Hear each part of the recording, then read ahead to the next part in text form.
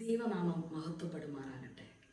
ഞാൻ ഇന്ന് നിങ്ങളുടെ മുമ്പാകെ വന്നിരിക്കുന്നത് ഈ ഒരു വർഷക്കാലം ദൈവം എന്നെ സമൃദ്ധിയായി അനുഗ്രഹിച്ചു എന്ന സാക്ഷ്യത്തോടു കൂടിയാണ് ഞാൻ നിങ്ങളുടെ മുമ്പേ ആയിരിക്കുന്നത്.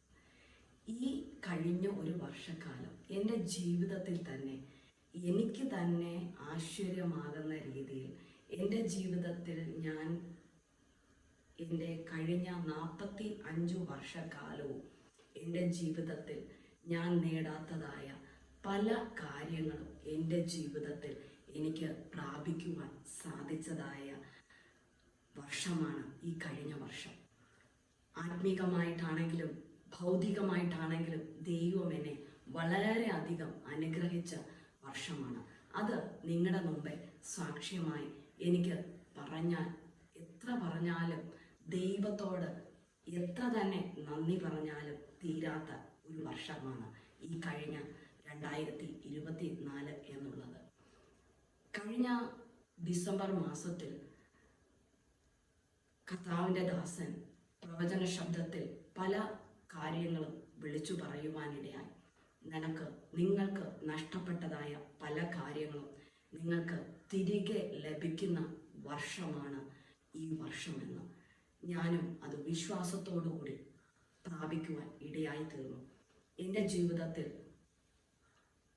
2013 കാലഘട്ടം കഴിഞ്ഞതോടുകൂടി എൻ്റെ ശുശ്രൂഷ മേഖലകൾ എൻ്റെ ആത്മീകമായി ഞാൻ വളരുന്നു എങ്കിലും ആത്മീകമായിട്ട് എനിക്ക് പലതും പ്രാപിക്കുവാൻ സാധിക്കുന്നു എങ്കിലും കൃപാവരങ്ങൾ എനിക്ക് മന്ദീഭവിച്ചു പോയിരുന്നു കഴിഞ്ഞ 2013 ശേഷം.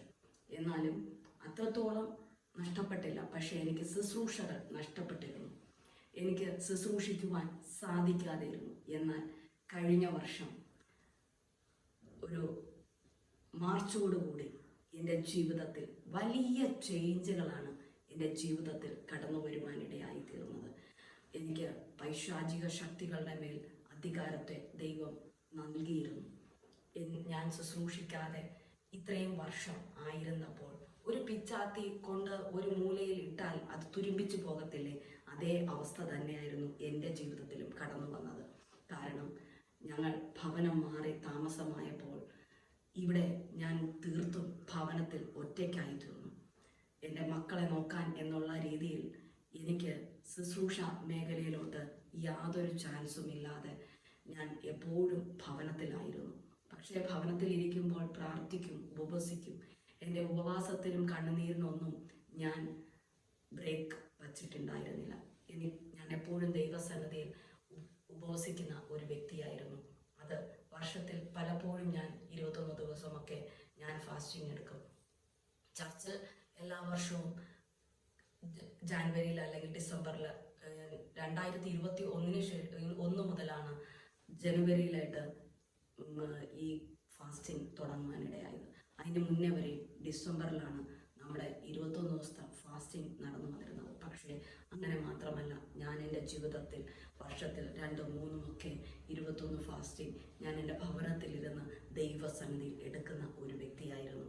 ആത്മീകമായി ദൈവം എന്നെ വർദ്ധിപ്പിക്കുവാനും എൻ്റെ തലമുറകളെ ദൈവം പ്രയോജനപ്പെടുത്തുവാനും എൻ്റെ ഹസ്ബൻഡിനെ പ്രയോജനപ്പെടുത്തുവാനും ഒക്കെ ഞാൻ ദൈവസന്നിധിയിൽ ഇടിവിൽ നിന്ന് പ്രാർത്ഥിക്കുന്ന ഒരു വ്യക്തിയായിരുന്നു. മറ്റുള്ളവരെ നാം കാണിക്കേണ്ട ആവശ്യമില്ല എന്നുള്ളതാണ് എൻ്റെ ഒരു ഡിസിഷൻ. എൻ്റെ ഭവനത്തിൽ പോലും ഞാൻ ഉപവസിക്കുന്നത് പലർക്കും അറിയത്തില്ലായിരുന്നു. ചില സമയമൊക്കെ ഇപ്പോൾ വളർന്നതിന് ശേഷം എൻ്റെ മക്കൾക്കറിയാം ഞാൻ ഫാസ്റ്റിംഗ് എടുക്കുന്നതൊക്കെ. കാരണം അവർ ഭക്ഷണം കഴിക്കുമ്പോൾ അമ്മയും എടുത്തിട്ട് വാ എന്ന് പറയുമ്പോൾ പറയും, ഇല്ല മക്കളെ, അമ്മ ഫാസ്റ്റിംഗ് ആണ് എന്ന് പറയും. അവർ ഓരോ നേരവും കഴിക്കുമ്പോഴും വിളിക്കും, അപ്പോഴെല്ലാം അമ്മ ഫാസ്റ്റിംഗ് ആണെന്ന് പറയും. അങ്ങനെയാണ് കുഞ്ഞുങ്ങൾ അറിയുന്നത് ഞാൻ ഫാസ്റ്റിംഗ് എടുക്കുകയാണെന്ന്. പക്ഷേ എൻ്റെ ജീവിതത്തിൽ ഞാൻ പൂർണ്ണമായും ഭവനത്തിൽ ഒറ്റപ്പെട്ട ഒരു അവസ്ഥയിലൂടെ കടന്നു പോയതാണ് 2014 മാർച്ച് മാസം മുതൽ ഈ 2024 മാർച്ച് മാസം വരെ എൻ്റെ ജീവിതത്തിൽ ഏകാന്തതയുടെ അവസ്ഥയായിരുന്നു. എനിക്ക് മറ്റുള്ളവർക്ക് വേണ്ടി പ്രാർത്ഥിക്കുവാൻ സാധിക്കുകയില്ല. അറിയുന്ന വ്യക്തികൾക്ക് വേണ്ടിയൊക്കെ പ്രാർത്ഥിക്കും, പക്ഷേ ആരും എന്നോട് പ്രാർത്ഥിക്കണേ പ്രാർത്ഥിക്കണേ എന്ന് പറയുന്നത് ചിലരായിരിക്കും. ഞാൻ പ്രാർത്ഥിക്കുന്നതിനെക്കുറിച്ച് അറിയുന്ന ചില വിശ്വാസികൾ മാത്രമായിരുന്നു അങ്ങനെ എന്നോട് ആവശ്യപ്പെട്ടിരുന്നത്. എന്നാൽ മറിച്ച് ഈ വർഷം എൻ്റെ ജീവിതത്തിൽ ദൈവം വലിയ മിറക്കിളുകൾ ചെയ്യുവാനിടയായി തീർന്നു. എൻ്റെ യൂട്യൂബ് ചാനലിലൂടെ ദൈവം എന്നെ അനേകം വ്യക്തികൾക്ക് വേണ്ടി പ്രാർത്ഥിക്കുവാൻ, അനേകം ദേശങ്ങളിലുള്ള വ്യക്തികൾ, അന്യ രാജ്യങ്ങളിലുള്ള വ്യക്തികൾ ഒക്കെ വിളിച്ച് പ്രാർത്ഥിക്കുവാനും,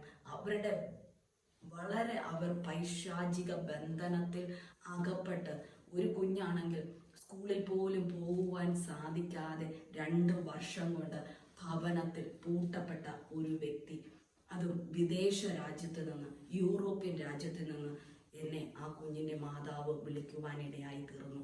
അങ്ങനെ ആ കുഞ്ഞിന് പ്രാർത്ഥിച്ചപ്പോൾ തന്നെ ആ നിമിഷം തന്നെ ആ കുഞ്ഞിൻ്റെ ജീവിതത്തിൽ അവൾ അടച്ചു മൂടി ഒരു മുറിയിൽ ഇരിക്കുന്ന ഒരു കുഞ്ഞായിരുന്നു. അവൾ +1 +2 അവൾക്ക് പഠിക്കുവാൻ സാധിക്കാതെ അവൾ മുറിയിൽ അടയ്ക്കപ്പെട്ട രീതിയിൽ മാതാപിതാക്കളോട് മിണ്ടുകയില്ല. കാരണം അവൾ വിചാരിച്ചിരുന്നത് അവളുടെ രോഗം മാതാപിതാക്കൾ അവളെ കൊണ്ടുപോയി നല്ല ഹോസ്പിറ്റലുകൾ കാണിച്ച് ട്രീറ്റ് ചെയ്യാത്തത് കൊണ്ടാണ് അവളുടെ രോഗം മാറാത്തത് എന്ന് അവൾ ചിന്തിച്ച്, ആ രീതിയിൽ പിശാച് അവളെ തകർത്തുകൊണ്ട് അവൾ പൂർണ്ണമായും മാതാപിതാക്കളുമായിട്ടോ സഹോദരങ്ങളായിട്ടോ ഫ്രണ്ട്സായിട്ടോ ടീച്ചേഴ്സായിട്ടോ യാതൊരു ബന്ധവുമില്ലാതെ അവളുടെ മുറിയിൽ എപ്പോഴും 24 hours ഉറങ്ങുക പോലും ഇല്ല എന്നാണ് ആ കുഞ്ഞെന്നോട് സംസാരിച്ചത്. അവളുടെ മാതാവ് വളരെ ഭാരത്തോടെ പ്രയാസത്തോടെ ഇരുന്ന സമയത്ത്, കർത്താവേ, എൻ്റെ മകൾക്ക് ആരിലൂടെ വിടുതൽ ലഭിക്കും എന്ന് പറഞ്ഞ് പ്രാർത്ഥിച്ചു കൊണ്ടിരുന്നപ്പോൾ, യാദൃശ്ചികമായി ഇങ്ങനെ യൂട്യൂബ് നോക്കിക്കൊണ്ടിരുന്നപ്പോൾ ദൈവം ആ മകളോട്, അതായത് ആ മാതാവിനോട് ഇടപെടുവാനിടയായി, നീ ഈ വ്യക്തിയുമായി കോണ്ടാക്ട് ചെയ്താൽ മോൾക്ക് വിടുതൽ ലഭിക്കും എന്ന്. അങ്ങനെ അവർ എനിക്ക് മെസ്സേജ് ഇടുകയും എന്നോട് ഒന്ന് എൻ്റെ മകളുമായി സംസാരിക്കുമോ എന്ന് എന്നോട് ആവശ്യപ്പെടുകയും, പിന്നെ ഞാൻ ആ കുഞ്ഞുമായി ഇടയ്ക്കിടെ അന്ന് തന്നെ സംസാരിക്കുകയും, ദൈവം എന്നോട് പറഞ്ഞു, നീ ആ കുഞ്ഞിനോട് സംസാരിക്കണം, ആ കുഞ്ഞിനോട് സംസാരിച്ച് നീ അവൾക്ക് വേണ്ടി പ്രാർത്ഥിക്കണമെന്ന്. അങ്ങനെ ഞാൻ പ്രാർത്ഥിക്കുകയും അന്നേ ദിവസം തന്നെ ആ കുഞ്ഞുമായി സംസാരിക്കുകയും പ്രാർത്ഥിക്കുകയും ചെയ്തപ്പോൾ അവളുടെ ജീവിതത്തിൽ അവളുടെ മാതാപിതാക്കൾ അവളെ സ്നേഹിക്കാത്തതല്ല, അവളുടെ മാതാപിതാക്കൾ അവളെ അന്വേഷിക്കാത്തതല്ല, അവളെ ഒരു പിശാച് അവളെ ബന്ധിച്ച് കെട്ടി വച്ചതാണ് അവളുടെ രോഗം എന്ന് അവൾക്ക് മനസ്സിലാകുകയും, അവൾക്ക് പ്രാർത്ഥിച്ചപ്പോൾ തന്നെ അവളുടെ ശരീരത്തിൽ നിന്ന് എന്തോ ഇറങ്ങിപ്പോകുന്നതായിട്ട് അവൾക്ക് ഫീൽ ചെയ്യുകയും, അതിനുശേഷം അന്ന് മാതാവ് ആ സമയം വീട്ടിലില്ലായിരുന്നു. മാതാപിതാക്കൾ, ഞാൻ പ്രാർത്ഥിച്ച് വച്ച് കുറച്ച് കഴിഞ്ഞപ്പോൾ മാതാപിതാക്കൾ മാർക്കറ്റിലെന്തോ പോയിരുന്നു. അവിടെ നിന്ന് മടങ്ങി വന്നപ്പോൾ ഓടിച്ചെന്ന് ഇവളാണ് വാതിൽ തുറന്നു കൊടുത്ത് അമ്മയെ കെട്ടിപ്പിടിച്ച് ഉമ്മ വയ്ക്കുകയൊക്കെ ചെയ്തു. അന്ന് ആ അമ്മയ്ക്കുണ്ടായ സന്തോഷം, ഈ മകൾക്കുണ്ടായ ചേഞ്ച് കണ്ടിട്ടും അത്രത്തോളം പിതാവ് വിശ്വസിച്ചില്ല. പക്ഷേ മകളിനോട് ഞാൻ പറഞ്ഞു, നിനക്ക് പഠിക്കുവാൻ സാധിക്കും, നിനക്ക് അടുത്ത വർഷം നിനക്ക് എക്സാം എഴുതുവാൻ സാധിക്കും, നീ ഈ വർഷം അവർക്ക് സെപ്റ്റംബറിലാണ്, അവർക്ക് ജൂൺ അവസാനമാണ് അവരുടെ എക്സാം ടൈം. പക്ഷേ നീ എക്സാം കഴിയുന്നതിന് മുന്നായി തന്നെ നീ അവിടുത്തെ പ്രിൻസിപ്പൾ അല്ലെങ്കിൽ അവിടുത്തെ മേലുദ്യോഗസ്ഥയെ ചെന്ന് നീ കാണണം, നീ സംസാരിക്കണം, നിന്റെ മാതാപിതാക്കളല്ല സംസാരിക്കണം, നീ തന്നെ സംസാരിക്കണമെന്ന് ഞാൻ പറയുവാനിടയായി. ഞാൻ എന്തു പറഞ്ഞു, എന്നോട് ദൈവാത്മാവ് പറഞ്ഞത് ഞാൻ അവളോട് പറയുവാനിടയായി. ആ രീതിയിൽ ആ കുഞ്ഞ് പോയി അവിടെ സംസാരിച്ചപ്പോൾ അവർക്ക് തന്നെ അതിശയമായി. കാരണം അവൾ നല്ല പഠിക്കുന്ന ഒരു കുഞ്ഞായിരുന്നു, ക്ലാസ്സിൽ ഉന്നത വിജയം എടുക്കുന്ന ഒരു കുഞ്ഞായിരുന്നു. പെട്ടെന്ന് അവൾക്ക് ഒരു രോഗബന്ധനം അവളെ അലട്ടുകയും അവൾക്ക് പഠിക്കുവാൻ സാധിക്കാതെ ആവുകയും ചെയ്തു. എല്ലാവരും അവളെ പരിഹസിക്കുവാൻ തുടങ്ങി, അവളെ നിന്ദിക്കുവാൻ തുടങ്ങി. അവൾക്കപ്പോൾ എല്ലാവരുടെ മുമ്പിൽ അവൾ ഒരു നിന്നാപാത്രമായപ്പോഴാണ് അവൾ ഇനി സ്കൂളിൽ പോകുന്നില്ല എന്ന തീരുമാനമെടുത്ത് മുറിക്കുള്ളിൽ പൂട്ടിയിരിക്കുവാനിടയായി തീർന്നത്. അവൾക്ക് ഭക്ഷണം കഴിക്കുവാൻ സാധിക്കുകയില്ല. ഭക്ഷണം എപ്പോൾ ഇച്ചിരി വായിൽ വെച്ചാലും അതിൻ്റെ ഇരട്ടിയായി വൊമിറ്റ് ചെയ്യുന്ന ഒരു കുട്ടിയായിരുന്നു. അങ്ങനെ ആ കുട്ടി വളരെ ഭാരപ്പെട്ട പ്രയാസത്തോടെ ആയിരുന്നപ്പോഴാണ് ദൈവാത്മാവ് അവരുടെ അമ്മയിലൂടെ പ്രവർത്തിച്ചിട്ട് എന്നോട് സംസാരിക്കുവാനിടയായതും അതിലൂടെ ആ കുഞ്ഞിന് വളരെ വിടുതൽ ലഭിക്കുകയും വർഷം സ്കൂൾ തുറക്കുവാൻ തുടങ്ങിയപ്പോൾ അവർ പറഞ്ഞു, നിനക്ക് ഈ കുഞ്ഞുങ്ങളുമായി ഒരുമിച്ചിരുന്ന് നീ പഠിക്കുമ്പോൾ നിനക്ക് ഒന്നും മനസ്സിലാകത്തില്ല. കാരണം അവർ ഏകദേശം 2 വർഷത്തോളമുള്ള ക്ലാസ് അവർക്ക് കഴിഞ്ഞു. അതിനു മുന്നേ അവരുടെ പ്രിൻസിപ്പൽ ഈ കുട്ടിയോട് പറഞ്ഞത്, നിനക്കിനി +2 ഒരിടത്തും എഴുതാൻ സാധിക്കില്ല, നിനക്ക് +2 ഇനി ജയിക്കുവാൻ സാധിക്കില്ല, നിനക്ക് +2 പഠിക്കുവാൻ സാധിക്കുകയില്ല, നിനക്ക് +2ൻ്റെ സർട്ടിഫിക്കറ്റ് ഒരിടത്തൊന്നും ലഭിക്കത്തില്ല എന്ന് പറഞ്ഞു. അത് വളരെ ഭാരത്തോടെ ആ കുട്ടി പറയുവാനിടെ അന്നേരം ദൈവാത്മാവ് പറഞ്ഞു, ഇല്ല, ഈ കുഞ്ഞ് +2 പാസ്സാകും, ഈ കുഞ്ഞിന് പഠിക്കുവാൻ സാധിക്കും, അതിനുള്ള മുഖാന്തരങ്ങൾ അവിടെ ഒരുക്കും, അത് അവിടെ ചെന്ന് സംസാരിക്കുമ്പോൾ അവർ തന്നെ ഒരുക്കുമെന്ന്. അങ്ങനെ അവിടെ ചെന്ന് സംസാരിച്ചപ്പോൾ ടീച്ചേഴ്സിന് അതിശയപ്പെട്ടു. ടീച്ചേഴ്സ് എല്ലാം ഓടി വന്ന്, എൻ്റെ ഏഞ്ചൽ വന്നല്ലോ എന്ന് പറഞ്ഞ്, ഞങ്ങളുടെ ഏഞ്ചൽ തിരിച്ചു വന്നല്ലോ. പക്ഷെ ആ കുട്ടിയുടെ പേര് ഏഞ്ചൽ അല്ല, മറ്റൊരു പേരാണ്. പക്ഷെ എങ്ങനെയാണ് ടീച്ചേഴ്സ് ആ കുട്ടീനെ വിളിക്കുന്നത്? അങ്ങനെ വന്ന് പറയുവാനിടയായി. ആ സന്തോഷത്തെ കണ്ടപ്പോൾ അവളുടെ പിതാവിന് വളരെ അതിശയം തോന്നി. എൻ്റെ മകളുടെ പഠിത്തം നഷ്ടപ്പെട്ടു എന്ന് പിതാവ് ചിന്തിച്ചുകൊണ്ടിരുന്ന സമയത്ത്, പക്ഷേ മകൾക്ക് പഠിക്കുവാൻ കഴിയുന്നു, മകളെ പഠിക്കുവാനായിട്ട് അടുത്ത സ്കൂൾ തുറക്കുമ്പോൾ നിനക്ക് സെപ്പറേറ്റ് ക്ലാസ് തന്ന് നിന്നെ പഠിപ്പിക്കാം എന്ന് ടീച്ചേഴ്സ് പറഞ്ഞ് അവൾ ഇന്ന് പഠിച്ചുകൊണ്ടിരിക്കുന്നു. അവൾ ഇന്ന് ക്ലാസ്സിൽ 1ാം സ്ഥാനത്തിൽ. എല്ലാം എന്ത് പ്രോജക്റ്റ്, അവർക്ക് ഡെയിലി പ്രോജക്ട്സ് ഉണ്ട്, അവർക്കെല്ലാം ഓരോ പ്രോഗ്രാംസ് അവർ ഡിസ്പ്ലേ ചെയ്ത് കാണിക്കണം, അതിനെക്കുറിച്ച് എക്സ്പ്ലെയിൻ ചെയ്യണം, ഒക്കെ ചെയ്യണം. അങ്ങനെയെല്ലാം അവൾ ചെയ്യുമ്പോൾ അവൾക്കാണ് അവരുടെ സ്കൂളിൽ ഫസ്റ്റ്, അവൾ പഠിക്കുന്ന സ്ഥലത്ത് അവൾക്ക് ഫസ്റ്റ്, എല്ലാത്തിനും ഉന്നത മാർക്ക് ദൈവം അവളെ കൊടുത്ത് അനുഗ്രഹിക്കുന്നു. അവരുടെ മാതാപിതാക്കൾ വളരെ ഇന്ന് സന്തോഷത്തിലായിരിക്കുന്നു. കുഞ്ഞിന് അഡ്മിഷൻ കിട്ടിയപ്പോൾ പിതാവ് എന്നെ വിളിച്ച് നന്ദി പറയുവാനിടയായി. ഞാൻ പറഞ്ഞു, ഞാനൊന്നുമല്ല, ദൈവത്തിൻ്റെ കൃപയൊന്നുകൊണ്ട് മാത്രം, ഞാനൊരു മുഖാന്തരം മാത്രം, ദൈവം എന്നെ മകൾക്ക് വേണ്ടി ഉപയോഗിച്ച ഒരു ടൂൾ മാത്രമാണ്. അല്ലാതെ ദൈവത്തിന് മഹത്വം കൊടുക്കുക, ദൈവത്തെ മുറുകെ പിടിക്കുക, ഈ വിടുതൽ തന്ന ദൈവത്തെ നിങ്ങൾ മുറുകെ പിടിച്ച് നിങ്ങൾ ജീവിക്കുക. നിങ്ങളുടെ ജീവിതത്തിൽ ഇതുവരെ ഉണ്ടായതിനേക്കാൾ വലിയ വ്യത്യാസങ്ങളും വലിയ അനുഗ്രഹങ്ങളും നന്മകളും ദൈവം തരുവാനിടയായി തീരുമെന്ന് ഞാൻ പറയുവാനിടയായി. അതുപോലെ തന്നെ എൻ്റെ ജീവിതത്തിൽ അതിനുശേഷം ഒത്തിരിയും ആൾക്കാർ പല ദേശങ്ങളിൽ നിന്ന് എന്നെ വിളിക്കുവാനും അവരുടെ വിഷയങ്ങൾ പറയുവാനും അവർക്ക് വേണ്ടി പ്രാർത്ഥിക്കുവാനും അവർക്ക് വേണ്ടി ഇടിവിൽ നിൽക്കുവാനും ഒക്കെ എനിക്ക് സാധിച്ചു വരുന്നു. പല വ്യക്തികൾക്കും വേണ്ടി ഇടിവിൽ നിന്ന് അവരുടെ വിഷയങ്ങളുടെ മേൽ ദൈവം അത്ഭുതങ്ങളെ ചെയ്തുകൊണ്ടിരിക്കുന്നു. ദൈവം അപ്രകാരം എനിക്ക് ഭവനത്തിൽ ഇരുന്നു കൊണ്ടാണെങ്കിലും ദൈവത്തെ വേണ്ടി പ്രയോജനപ്പെടുവാൻ ഞാൻ എപ്പോഴും പ്രാർത്ഥിക്കുന്നത് അങ്ങനെയായിരുന്നു. കർത്താവെ, അങ്ങേക്ക് പ്രയോജനമുള്ള മറ്റുള്ളവർക്ക് ഒരു അനുഗ്രഹമാക്കി എന്നെ അങ്ങ് മാറ്റണമേ എന്ന്. കർത്താവ് എനിക്ക് നഷ്ടപ്പെട്ടതായ എൻ്റെ ആ ശുശ്രൂഷ എനിക്ക് മടക്കി തന്ന വർഷമാണ്. അത് മാത്രവുമല്ല, എൻ്റെ ജീവിതത്തിൽ ഈ കഴിഞ്ഞ വർഷമാണ് ഞങ്ങളുടെ വിവാഹം കഴിഞ്ഞിട്ട് 25 വർഷം തികയുന്നത്. ഞാൻ വളരെ അധികം ആഗ്രഹിച്ചിരുന്നു, ദൈവമേ, ഒരു കേക്ക് കട്ട് ചെയ്യണം എന്നൊക്കെ ഞാൻ വളരെയധികം ആഗ്രഹിച്ചിരുന്നു. കർത്താവ് അത് ഞങ്ങൾക്ക് ഒരു സിസ്റ്ററിലൂടെ, ഞങ്ങളുടെ ചർച്ചിലെ ഒരു വിശ്വാസിയിലൂടെ ഒരു കേക്ക് ഞങ്ങൾക്ക് കൊണ്ടുവരുവാനും ഇടയായി. അങ്ങനെ ദൈവം ആ സന്തോഷത്തെ ദൈവം എനിക്ക് നൽകുവാൻ ഇടയായി തീർന്നു. അത് വേറെയും. അത് മാത്രവുമല്ല, എൻ്റെ ജീവിതത്തിൽ ഈ 45 വർഷക്കാലവും എൻ്റെ ജീവിതത്തിൽ ഞാൻ ബർത്ത്ഡേക്ക് കേക്ക് കട്ട് ചെയ്തിട്ടില്ല. അതിനും കഴിഞ്ഞ വർഷം എനിക്ക് സാധിച്ചു. അതിനും ദൈവം എന്നെ ഒരുക്കി. അതിന് എത്ര തന്നെ നന്ദി പറഞ്ഞാലും മതി വരികയില്ല. കർത്താവ് എന്നെ അനുഗ്രഹിച്ച വിധങ്ങൾക്ക് എത്ര തന്നെ ദൈവസന്നിധിയിൽ നന്ദി പറയാതെ ഇരിക്കുവാൻ സാധിക്കുകയില്ല. കർത്താവിൻ്റെ സന്നിധിയിൽ നന്ദിയുള്ളവളായി ഇരിപ്പാൻ തക്കവണ്ണം ദൈവത്തോട് എത്ര തന്നെ എൻ്റെ നാവ് കൊണ്ട് പറഞ്ഞു തീരുവാൻ, എൻ്റെ ആയുസ് കൊണ്ട് പറഞ്ഞു തീരുവാൻ സാധിക്കുന്നതല്ല.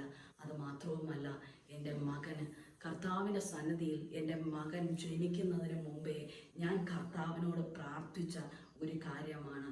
എനിക്ക് അപ്പ ഒരു മകളാകട്ടെ മകനാകട്ടെ നീ തരുന്ന ഏതായാലും കർത്താവിന് വേണ്ടി ഞാൻ മക്കളെ തരുമെന്ന് എനിക്ക് ദൈവം 2 മക്കളെ തന്നു.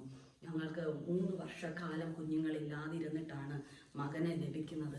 ആ മകൻ വളർത്തിയതെല്ലാം ദൈവഭയത്തോടെ, 2 കുഞ്ഞുങ്ങളെ ദൈവഭയത്തോട് തന്നെയാണ് വളർത്തിയത്. അവർക്ക് ദൈവസ്നേഹം, നമ്മൾ ആരാധന കഴിഞ്ഞിട്ടേ അവരുടെ ജീവിതത്തിൽ അവർക്ക് എന്തും ഉള്ളൂ എന്നുള്ള രീതിക്കാണ് വളർത്തിയത്. അവർ ഇന്നും യേശു കർത്താവിനെ മുറുകെ പിടിച്ച് ക്രിസ്തുവിന് വേണ്ടി 2 കുഞ്ഞുങ്ങളും നിലനിൽക്കുമ്പോൾ, അത് മാത്രവുമല്ല മൂത്ത പൈതൽ ഇന്ന് അനേകം സ്ഥലങ്ങളിൽ പോയി, അനേകം ദേശങ്ങളിൽ പോയി, തൻ്റെ പിതാവ് പോകാത്തതായ പല ദേശങ്ങളിലും ദൈവം അവനെ അയച്ച് ലക്ഷക്കണക്കിന് ജനം അവൻ്റെ ശുശ്രൂഷയ്ക്കായി, അവൻ്റെ ആരാധനയ്ക്കായി ഒക്കെ ദാഹിക്കുന്നത് കാണുമ്പോഴും കേൾക്കുമ്പോഴും ഒക്കെ വളരെ സന്തോഷം ദൈവം നൽകിയതായ വർഷമാണ് ഈ കഴിഞ്ഞ ഒരു വർഷം. ദൈവത്തിൽ നിന്ന് അവന് അനേകം ശുശ്രൂഷകൾ അവനെ കൊടുക്കുകയും ദൈവം അവനെ ശക്തമായി എടുത്ത് ഉപയോഗിക്കുകയും ചെയ്തൊരു വർഷമാണ്. അത് മാത്രമല്ല, എൻ്റെ ഇളയ പൈതലും കഴിഞ്ഞ വർഷം മുതൽ ശുശ്രൂഷയിൽ ഒരു പാട്ടെങ്കിലും ലീഡ് ചെയ്യുവാനായിട്ട് ദൈവം അവളെ ഭാഗ്യം ചെയ്തു. അവൾക്കും പ്രബോധനം പറഞ്ഞുകൊണ്ട്, ചെറുതായി ജനത്തെ പ്രബോധനം കൊടുത്തുകൊണ്ട് ശുശ്രൂഷയിൽ പിച്ചവയ്ക്കുവാൻ കഴിഞ്ഞ വർഷം അവൾക്കും ഭാഗ്യം കൊടുത്തു. മക്കൾ 2 പേരും ശുശ്രൂഷയിൽ നിന്ന് 2 മക്കളും ദൈവത്തിന് വേണ്ടി പ്രയോജനപ്പെടുന്ന മക്കളായി കാണുമ്പോൾ ഒരു മാതാവിനാകട്ടെ ഒരു പിതാവിനാകട്ടെ ഇതിൽ പരം ഭാഗ്യം മറ്റൊന്നും തന്നെയില്ല. അത്രയും വലിയൊരു ഭാഗ്യത്തെ ദൈവം നൽകിയതായ വർഷമാണ് കഴിഞ്ഞ വർഷം.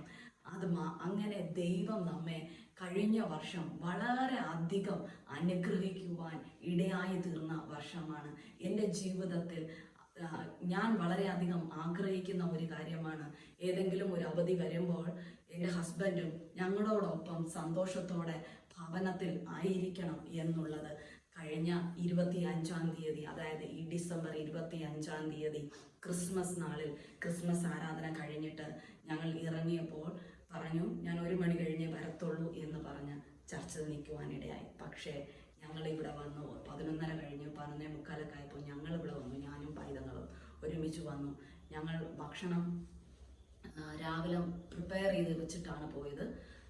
വന്നു മോന് 12 മണിയാവുമ്പോൾ ഒരിടത്ത് പോകണമായിരുന്നു. മറ്റൊന്നിനുമല്ല, ഇന്നത്തെ ഞങ്ങളുടെ ചർച്ചിലെ ആരാധനയുടെ അതിൻ്റെ പ്രാക്ടീസിന് വേണ്ടി അവന് പോകണമായിരുന്നു. അപ്പോൾ അവൻ പറഞ്ഞു, അമ്മ പെട്ടെന്ന് ഭക്ഷണം എടുക്കും. ഞാൻ പെട്ടെന്ന് റെഡിയാക്കി. ഞങ്ങൾ 3 പേരും കഴിക്കുവാനിടയായി. കഴിച്ച് മകൻ അങ്ങോട്ട് ഇറങ്ങിയതും ഹസ്ബൻഡ് ഭവനത്തിലേക്ക് വഴുവാനിടയായി. ഞാൻ വിചാരിച്ചു കുറച്ച് നേരമൊക്കെ ഇവിടെ ഇരുന്നിട്ട് ഇവിടെ നിന്ന് ഇറങ്ങി പോകുമായിരിക്കും എന്ന് കരുതി. സാധാരണ അങ്ങനെയാണ്, വീട്ടിലധികം ഇരിക്കത്തില്ല. വീട്ടിൽ ഇച്ചിരി ഒരു 1/2 മണിക്കൂറോ 1 മണിക്കൂറോ വന്നിങ്ങനെ ജസ്റ്റ് ഒരു കറക്കം കറങ്ങിയിട്ട്, അഥവാ വന്നാലും ചിലപ്പോൾ ഇച്ചിരി നേരം 1 മണിക്കൂറൊന്നും ഇരിക്കത്തില്ല. അങ്ങനെ എനിക്ക് അവിടെ പ്രയറുണ്ട്, ഇവിടെ പ്രയറുണ്ട്, എനിക്ക് അവിടെ പോകണം, ഇവിടെ പോകണം, അവർ മീറ്റ് ചെയ്യാൻ വന്നു, ഇവർ മീറ്റ് ചെയ്യാൻ വന്നു, ഇങ്ങനെ പോകുന്ന ഒരു വ്യക്തിയാണ്. പക്ഷേ ഞാൻ എപ്പോഴും ദൈവത്തോട് ആഗ്രഹിക്കാറുണ്ട്, വല്ലപ്പോഴെങ്കിലും ഒരു ദിവസം നമ്മളുമായിട്ട് സ്പെൻഡ് ചെയ്യുവാനായിട്ട്, ഞങ്ങൾ കുടുംബമായിട്ടിരുന്ന് സന്തോഷിക്കുവാനായിട്ട്, കുടുംബമായിട്ട് ഇരിക്കുവാനുള്ളൊരു ഭാഗ്യത്തെ വല്ലപ്പോഴെങ്കിലും തരണമേ കർത്താവേന്ന്. അതിന് ദൈവം ഭാഗ്യം ചെയ്തു. കഴിഞ്ഞ 25-ാം തീയതി ഹസ്ബൻഡ് വന്നിട്ട് ഒരിടത്തും പോയില്ല. ഞാനും എൻ്റെ മകളും ഒത്ത് ഹസ്ബൻഡ് ഞങ്ങളോടൊപ്പം ഇരിക്കുകയും ഞങ്ങളോടൊപ്പം സന്തോഷത്തോടെ ഇരിക്കുകയും നമ്മൾ കൊടുത്ത ഭക്ഷണമെല്ലാം കഴിക്കുകയും, അല്ലെങ്കിൽ എല്ലാം എപ്പോഴും പുറത്തുനിന്നാണ് ഭക്ഷണം. രാവിലത്തെ ഫുഡ് മാത്രമേ വീട്ടിൽ നിന്ന് കഴിക്കാറുള്ളൂ. ബാക്കി സമയമെല്ലാം ഇപ്പോൾ പ്രയർ ടവറിൽ പോയിരുന്നാൽ അവിടെ കുറേ ആൻറ്റിമാരും അങ്കിൾമാരും ഹസ്ബൻഡിന് ഫുഡുകൾ പല വിധത്തിലുള്ള ഫുഡുകൾ കൊണ്ടുകൊടുക്കും. അപ്പോൾ പിന്നെ അത് കഴിക്കുമ്പോൾ നമ്മളെ വീട്ടിലുള്ള കഴിക്കത്തില്ലല്ലോ, അതല്ലേ കഴിക്കത്തുള്ളൂ. കാരണം വിശ്വാസികളെ കൊണ്ടുവരുന്നത് കഴിച്ചാലേ അവർക്ക് നന്മ വരികയുള്ളൂ എന്നുള്ളതാണ്. അതുകൊണ്ട് അവർ കൊണ്ടുവരുന്ന ഭക്ഷണം കഴിക്കാമെന്ന് വീട്ടിൽ നിന്നൊന്നും കൊണ്ടുപോകത്തില്ല. വീട്ടിൽ അഥവാ കൊണ്ടുപോയാൽ അതുപോലെ വരും തിരിച്ച്. അപ്പോൾ അന്ന് 3 നേരവും ഭവനത്തിൽ നിന്ന് ഭക്ഷണം കഴിച്ച് നമ്മളോടൊപ്പം കൂടെ ഇരുന്ന് നമ്മളുടെ ഒപ്പം സന്തോഷിച്ച് നമ്മളോടൊപ്പം ആയിരിക്കുന്നു. ഒരിടത്തും വന്നിട്ട് വേറെ ഒരു സ്ഥലങ്ങളിലും പോയില്ല. എനിക്ക് പ്രാർത്ഥിക്കണം അങ്ങനെ എങ്ങനെയെന്ന് പറഞ്ഞൊന്നും മാറിപ്പോലും ഇരുന്നില്ല. അന്ന് നമ്മളോടൊപ്പം കൂടെ ഇരുന്ന് ടി വിയിൽ വാർത്തകൾ കേൾക്കുവാനും നമ്മളോട് ഒപ്പം ഇരുന്ന് പല കാര്യങ്ങളും ഡിസ്കസ് ചെയ്യാനും നമ്മളെ കൂടെ ഇരുന്ന് ചിരിക്കുവാനും കളിക്കുവാനും ഒക്കെ ദൈവം ഇടയാക്കിയ ഒരു വർഷമാണ്. അല്ലാതെ ഒരു അവധി പോലും നമ്മളോടൊപ്പം ഉണ്ടാവുകയില്ല. അങ്ങനെയൊക്കെ ദൈവം അനുഗ്രഹിച്ചു തന്ന ഒരു വർഷമാണ് കഴിഞ്ഞ വർഷം. ഇനിയുള്ള നാളുകളിലും ദൈവം നമ്മെ സമൃദ്ധിയായി അനുഗ്രഹിക്കുമെന്ന് ഞാൻ ഉറച്ച് വിശ്വസിക്കുകയാണ് ചെയ്യുന്നത്. അതുമാത്രമല്ല, ഞാൻ നേരത്തെ സാക്ഷ്യത്തിൽ പറഞ്ഞിട്ടുണ്ട്, ഞാൻ മനസ്സിൽ ആഗ്രഹിച്ച് പ്രാർത്ഥിച്ചു കൊണ്ടിരുന്ന പല കാര്യങ്ങളും എൻ്റെ ജീവിതത്തിൽ എനിക്ക് ചെയ്തു തന്ന വർഷവും കൂടിയാണ് കഴിഞ്ഞ വർഷം. അതുകൊണ്ട് എനിക്ക് ഒരിക്കലും മറക്കുവാൻ കഴിയാത്ത എൻ്റെ മകന് സ്വന്തമായി ഒരു പാട്ട് റിലീസ് ചെയ്യാൻ, സ്തുതി എന്നുള്ളൊരു പാട്ട് റിലീസ് ചെയ്യുവാനും കഴിഞ്ഞ വർഷം സാധിച്ചു. ഈ വർഷം മറ്റൊരു പാട്ട് കൂടി ഇറക്കണമെന്ന്, മഹത്വം സ്തുതി എന്നുള്ള പാട്ട് കൂടി ഇറക്കണമെന്ന് അവൻ ആഗ്രഹിച്ചു. പക്ഷേ അതിൻ്റെ എഡിറ്റിംഗ് ഒന്നും പൂർത്തിയായില്ല. അതുകൊണ്ട് അടുത്ത വർഷം ആണ് ദൈവഹിതം എന്ന് ഞങ്ങൾ വിശ്വസിക്കുന്നു. അതിൻ്റെ ചെറിയ ക്ലിപ്സൊക്കെ ഞാൻ എൻ്റെ യൂട്യൂബിൽ ഇട്ടിട്ടുണ്ടായിരുന്നു. അവൻ ഇറക്കാൻ പോകുന്നതായ രണ്ടാമത്തെ പാട്ട്, അത് അവൻ്റെ സ്വന്തം പാട്ടാണ്, അവൻ്റെ സ്വന്തം ലിറിക്സാണ്. അങ്ങനെയെല്ലാം ഒരു ഭാഗ്യത്തെ ദൈവം നൽകുവാൻ ഇടയായി തീർന്നു. അതുമാത്രമല്ല, എൻ്റെ ഇളയ മകൾ ശുശ്രൂഷിക്കുമ്പോഴെല്ലാം എനിക്കിപ്പോൾ വളരെ സന്തോഷമാണ്. അവളെയും ദൈവം ശക്തമായി എടുത്തുപയോഗിക്കട്ടെ എന്ന് ഞാൻ പ്രാർത്ഥിക്കുന്നു. 2 കുഞ്ഞുങ്ങളും ദൈവസന്നിധിയിൽ നിലനിന്ന് ദൈവത്തിന് വേണ്ടി പ്രയോജനപ്പെടുമ്പോൾ അത് കാണുമ്പോൾ ഉണ്ടാകുന്ന ആ ഭാഗ്യം, ആ സന്തോഷം എത്ര തന്നെ പറഞ്ഞാലും മതി വരികയില്ല. അങ്ങനെയൊക്കെ ദൈവം ഞങ്ങളെ അനുഗ്രഹിക്കുകയും മാനിക്കുകയും ചെയ്തതായ വർഷമാണ് ഈ വർഷം. ദൈവത്തിൻ്റെ സന്നിധി സാക്ഷ്യം പറഞ്ഞുകൊണ്ട് നിൽക്കുന്നു. ഇത് എൻ്റെ ഈ വർഷത്തെ ദൈവത്തിൻ്റെ അനുഗ്രഹങ്ങളെ ഞാൻ നിങ്ങളോട് വർണ്ണിച്ചതായ എൻ്റെ ഒരു സാക്ഷ്യ ശുശ്രൂഷയാണ് ഞാൻ ഈ ചെയ്തത്. എൻ്റെ ജീവിതത്തിൽ ദൈവം നൽകിയ നന്മകൾ ഞാൻ മറ്റുള്ളവരുടെ മുമ്പിൽ മഹത്വപ്പെടുത്തുന്നതിനനുസരിച്ച് ദൈവം എന്നെ അനുഗ്രഹിക്കും, മാനിക്കും, ഞങ്ങളുടെ കുടുംബത്തെ മാനിക്കും എന്ന് ഞാൻ ഉറച്ചു വിശ്വസിക്കുന്നു. ദൈവം ഞങ്ങളെ കുടുംബമായി സമൃദ്ധിയായി അനുഗ്രഹിക്കേണ്ടതിന് നിങ്ങളേവരും പ്രാർത്ഥിക്കണം. നിങ്ങളുടെ എല്ലാവരുടെയും പ്രാർത്ഥന ഞാൻ ആവശ്യപ്പെടുന്നു. ദൈവം ഞങ്ങളെ അനുഗ്രഹിക്കുവാൻ, ഞങ്ങളുടെ ശുശ്രൂഷയെ മാനിക്കുവാൻ, ദൈവം ഞങ്ങളെ കരം കോർത്ത് 4 പേരും നിന്നുകൊണ്ട് ശുശ്രൂഷിക്കുവാൻ തക്കവണ്ണമുള്ള ഭാഗ്യത്തെ നൽകുവാനായിട്ട് നിങ്ങൾ ഓരോരുത്തരും പ്രാർത്ഥിക്കണം എന്ന് ഞാൻ ആവശ്യപ്പെടുന്നു.